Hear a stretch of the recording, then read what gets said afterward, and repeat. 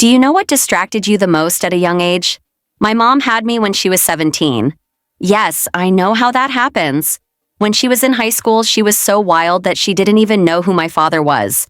But eventually, she found out, and apparently my father was an old YouTuber. My grandfather still can't believe it.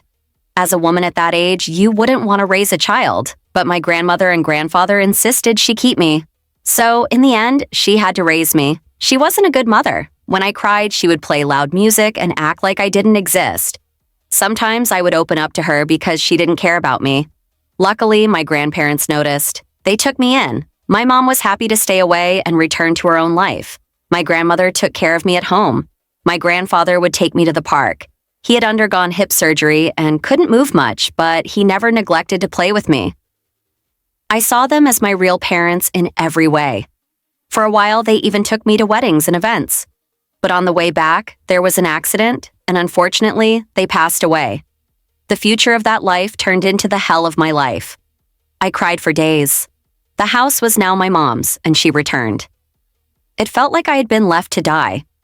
Because immediately, parties and gatherings started until late at night.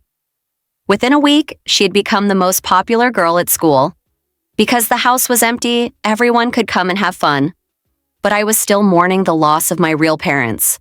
The child sobbing in her room was expected to be ignored. Sometimes my cries echoed all the way downstairs. When her friends asked about it, she would storm into my room in anger and tape my mouth shut. She would say, "If you keep crying, I'll throw you out the window." When I was hungry, I had to beg her for food because she was constantly hungover. A few months later, she got tired of me. She took me to another state. I was excited, thinking I would spend time with my family. But guess what she did? She left me at the door of an orphanage and drove away. She got in her car and disappeared. As a small child, I was completely alone. And that's when the real story of that day began.